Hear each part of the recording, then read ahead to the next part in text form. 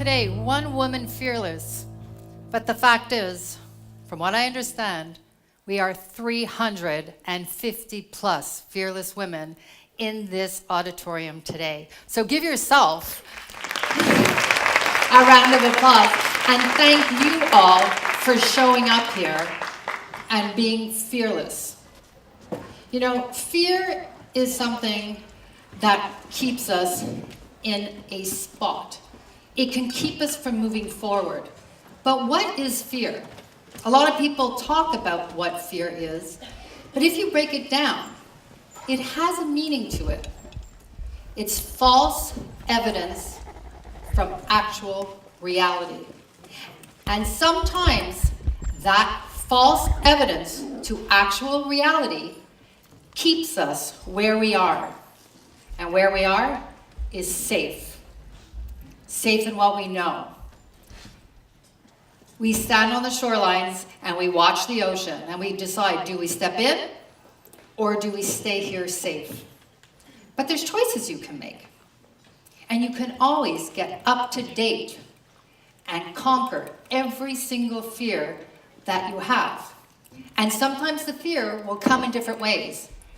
Sometimes conquering it will come in different ways.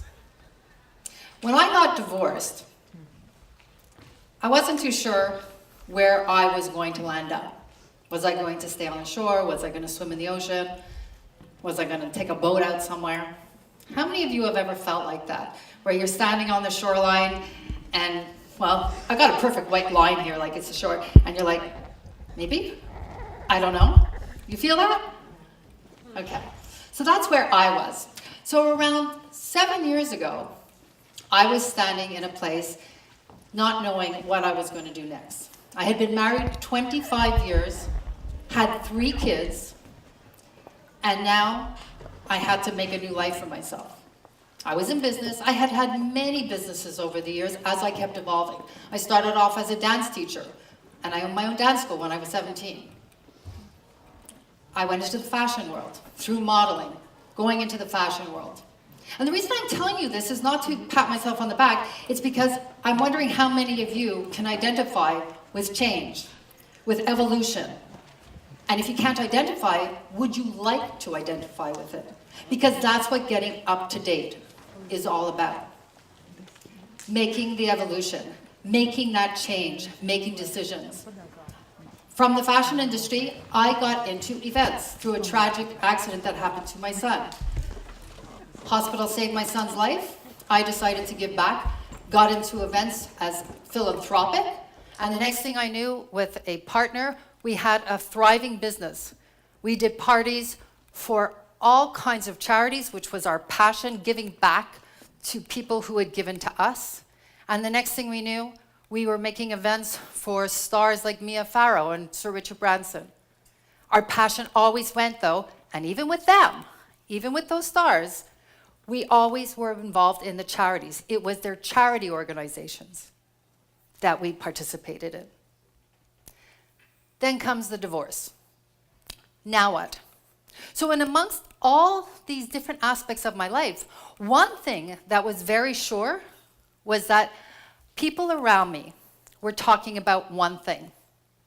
Through my divorce, through trying to save my marriage, after my marriage, while I was going through divorce, after my divorce, everybody talked about one thing that was prevalent. What do you think that was? What do you think people talk about the most? Anybody want to give it a guess? Love. Relationships. Think about it. How often are you out at a restaurant where one of your friends sitting at the table is talking about love? The one they want for themselves that they're not happy with, the one that they want to find, the one that they're in that they're not happy with, the one that they're in but they want to make better. They want to update something about their love life, their relationship world. And it all starts with self. And that's where I was. I was knowing that I had done, the speaker before, she was talking about limited beliefs. I'd done that work. I had done that throughout my divorce, trying to figure out, am I doing the right thing? Who am I? What do I want to do with the rest of my life? So I did that work.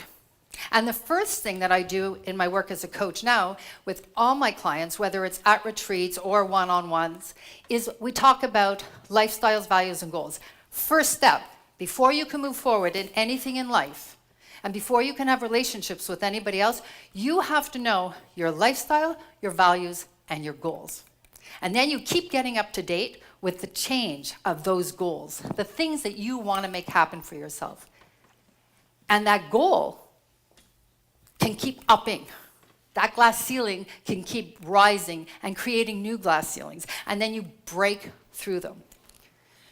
So I thought at that time during my divorce, listening to a lot of negativity, people telling me, well, I'm sure some of you have heard this, there's no good men out there. Right? Okay, no good men out there. That's like a classic. Anybody who walks into my office for coaching, there's no good men out there. If they're walking in for matchmaking, okay, I know you're never going to be able to find them. Then why come to me? Right? But the one thing is, they're fallacies. That's the fear. False evidence versus the actual reality. So I decided to write a blog. That was my first getting up to date with myself. I was going to write a blog, 365 Days to Find Love, because every matchmaker that I met, and I did meet a lot of matchmakers, I was very interested in meeting somebody, and somebody said, well, you have to sign a contract. It's a 1-year contract, and this is how much it costs. And I read the contract, and then I said, maybe I'm going to make that pact with myself. That's where we're getting today, to the pact that I made with myself.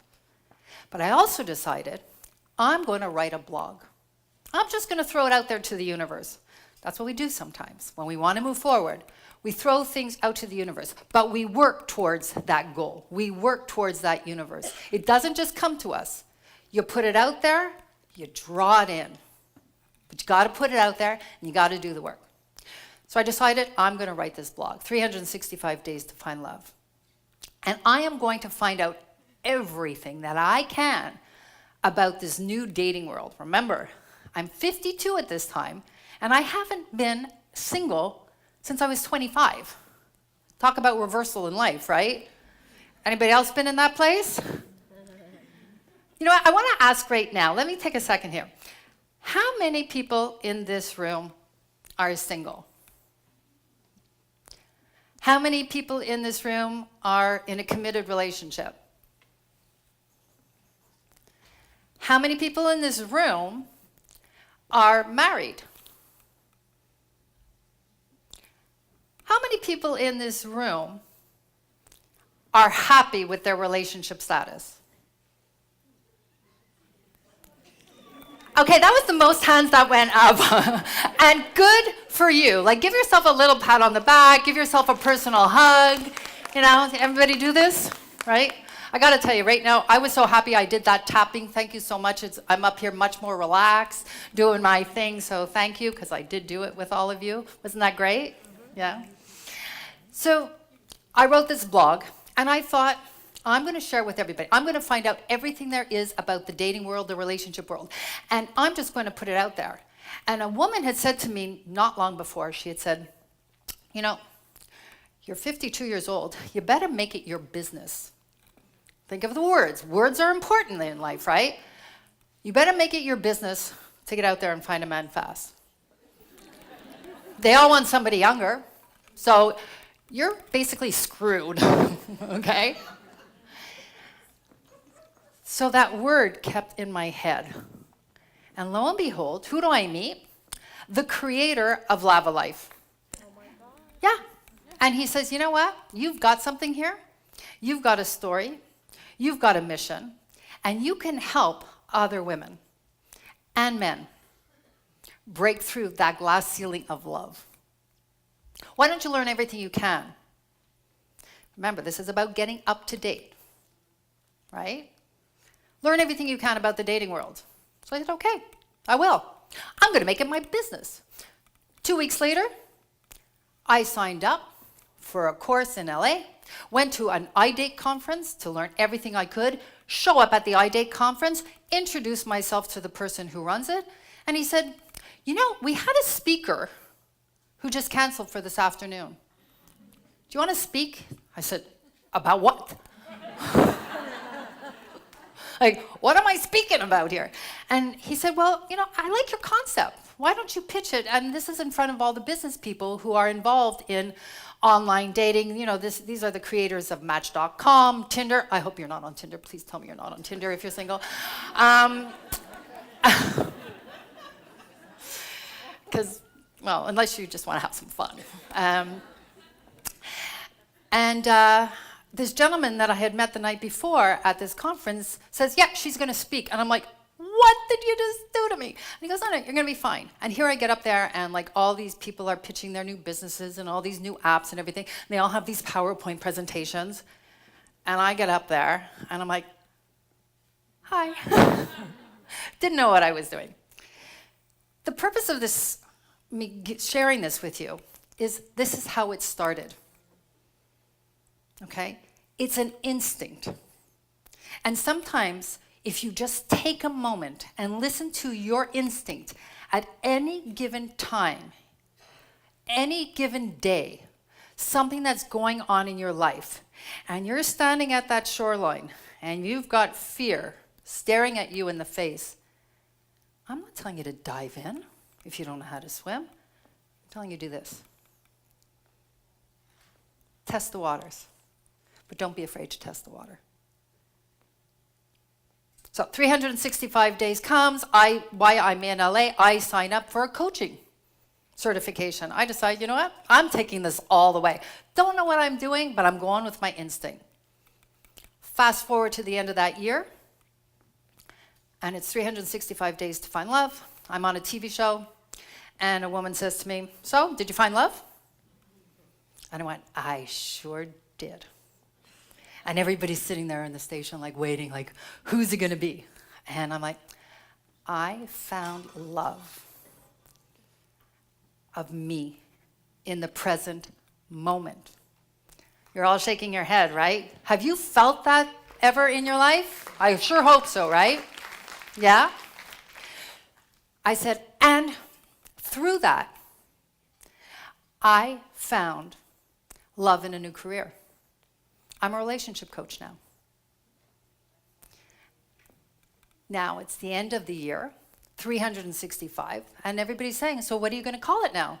If you're going to move forward, what are you going to do? And I'm like, I'm not really sure. All I know is I want to keep spreading this. I want to keep spreading the understanding. I want to keep spreading the knowledge. I want to keep sharing. I want to keep inspiring. I want to keep supporting men and women to achieve everything that they want to do. So how do I do it?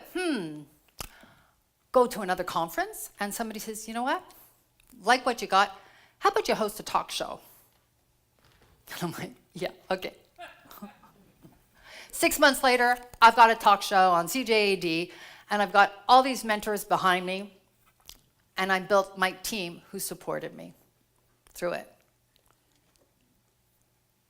It was a process. I had to get to that place where I was going to be. But it didn't happen overnight. It happened slowly. I actually want to take you on a journey on this one, okay? I want to share this part with you because when I was hesitant and didn't know how to get to the next space, to the next up-to-date, I was supposed to be going away that Christmas, the end of 365 days. I was supposed to be going to Beirut. On a Friday night, standing in my hallway, suitcase beside me, big suitcase, and I travel late. I go away to Europe for 2 weeks in a carry-on bag. But this was a big suitcase because I was going to Beirut 10 days, and I was going to every Christmas, New Year's Eve party that you could imagine. So it was filled with evening gowns, cocktail dresses, and stilettos. And my mother comes in the door and she goes, Cheryl, you're a nice Jewish girl. You had to change your passport and get your ex last name taken off of it. Please don't go. You're making me crazy. Don't go. You can't do this to me. So I said, Mom, I have my ticket. There's my suitcase. You can't be serious. What happens? My first instinct is, I'm not going to go. I'm going to feel guilty. How can I do this to my poor mother? At that point, my late brother was very ill, and she's like, I can't take it. So I canceled my trip. Now I'm waking up Saturday morning. It's New Year's Eve. And I'm like, what did I just do? I'm out of guilt. And then I'm like, it doesn't feel like guilt inside. It feels like something stronger. It feels like empowerment. So I'm like, what am I going to do? It's New Year's. All my kids, first year ever. No kids are at home. I go online. I call up Kripalu Yoga Retreat in the Berkshire Mountains. I go, do you have any courses? What can I take this week? They said, well, actually, we have a course starting tomorrow. It's called Fearless Monkeys. It's a writing course. And I'm like, writer, I'm a writer. I'm going to take this course. I'm going to get better at it. So I sign up. I take a knapsack, fill it with yoga pants, my Birkenstocks, my toothbrush, and some deodorant, because I want to be considerate to the other people at the yoga retreat. And I get into my car as I walk by my suitcase, filled with stilettos. Talk about total opposites here, right? Hop in my car, and I'm driving to the Berkshires. And I'm feeling pretty good. This sounds okay, until I cross the border. And then I'm going, what am I doing? I haven't been to a yoga retreat in 10 years. I had been to this retreat 10 years before. It was a horrendous experience. My girlfriends kidnapped me. I thought I was going on a girls' weekend. And instead, I'm finding out that I'm showing up to this retreat that I'm not allowed to. Well, at the time I used to smoke. I'm not allowed to smoke. I'm not allowed to have alcohol, no caffeine, vegan, vegetarian. And they inform me as I get there, I can't talk to them during breakfast. Seriously, how many women do you think go out with their friends and can't talk? You see this face? I talk. So I said to my girlfriends, guess what? I'm sleeping in the morning. You go to breakfast and I'll meet you when we can talk. Okay? But I'm driving and I'm sitting there in my car and now this fear is coming over me. This is crazy. What are you doing? What are you doing? So I start talking to my late grandmother and I go, Nanny, you got to give me a sign. And this is a true story on my life. Nanny, you got to give me a sign. Like, this just seems crazy. I'm supposed to be in Beirut. Instead, I'm sitting here. It's like partially snowing, and I'm looking around. The snow's coming down. Slush is going. And all of a sudden, I'm hearing a truck coming up behind me. You know that fear that goes into you sometimes when you hear a truck in the snowstorm? Yeah, okay. So I'm seeing the truck, and I'm like, Nanny, you better give me a sign that I'm doing the right thing. I can't believe I'm doing this. I can't believe I'm doing this. And all of a sudden, I look out of fear that this truck is coming up my side, and I'm seeing the cab, and all I can think about is he's going to spew the slush on my window, and I'm going to have an accident. I'm like, okay, I'm going to die. I should have gone to Beirut. I probably would have been safer. And then I look up as this truck passes by, and my name is Cheryl Besner. The truck has Besner written on it in big letters. I got up to date real fast. I knew where I was going, I knew where I wanted to be, and I knew what I had to do. I was going to continue spreading the love in a new way. And I was going to find it, and I did that weekend. So I want to give you now what I found that weekend. I found that I had made a pact with myself, that contract. And this is something that I'm hoping that will resonate with you, because when I do my radio show, when I started my radio show, it wasn't to get up there and blah, blah, blah for an hour. And it wasn't, to become a celebrity or what. No, it was to learn information from other people who knew other things other than what I knew. And that they would share with me, share with the audience, and everybody would get something. So I want to share with you very quickly the pact that I realized that weekend and where I had gone, because it's something that you can use for yourself. So the pact, 4 simple letters, 4 simple steps. The first step you have to do on any goal in life, whether it's meeting somebody, whether it's a new job, whether it's just changing something or shifting something in your everyday life with your kids, that pact is a plan. You have this end goal. Remember, we talked lifestyles, values, goals. What's your goal? Make a plan. Nothing happens without the plan. And I don't say you want to become a lawyer, okay, I'm going to become a lawyer tomorrow if you're working, I don't know, at McDonald's. No, you got to make a plan. The first plan is 3 months. Make it small. Make it attainable. Because the next part is you being accountable to that plan. Every part of your plan doesn't happen unless you become accountable to it. You have to make this happen. The C, I'm sure a lot of you are thinking confidence. Confidence is great. I'm a confident woman. When I got divorced, I was not competent in the dating world the way it existed today. When I dated, there was no texting. But there is now. You better know how to do it without assumptions. Otherwise, again, screwed, okay? This C is competence. Anything in life that you are confident about, ask yourself, am I also competent? You want to become a lawyer? I say great. Make a plan. And the first plan is going to be, what do I have to do to find out what I need to do to become a lawyer? What courses do I have to take? What is it that I have to activate? And the last thing, make your team. Your team that you put around you. Your coaches, the people who are going to teach you what you need to know, the people who are going to support you on your trip. The trip as you keep getting yourself up to date. And this can be applied every day to your life, in every aspect of your life. So remember this. Go home today. Make a pact, because it's up to you to make it happen. Make your plan, be accountable, be competent, and make your team. Learn the dance of communication. When somebody takes a step towards you, take a step back. It's going to be the communication that you're going to have to make this happen. I want to thank all of you very, very much. I hope you got something that you can take and use to move forward. I ask you all to raise a heart to each other, share the love, cross your arms, make that heart connect with the person beside you, and spread the love. Cheryl Besner.